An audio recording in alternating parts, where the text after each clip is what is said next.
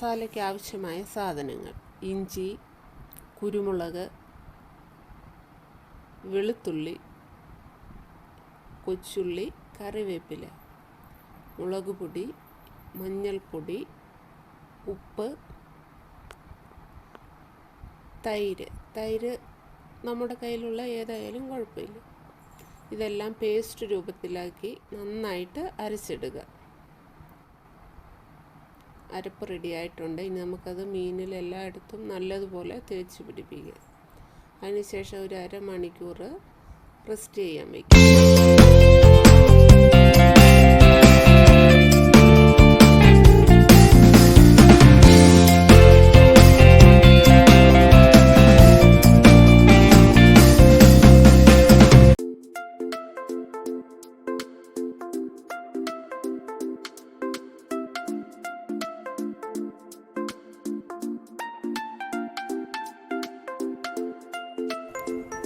നമ്മുടെ fish grill ഇവിടെ ready ആയിട്ടുണ്ട്. നമുക്ക് കഴിച്ചു നോക്കാം.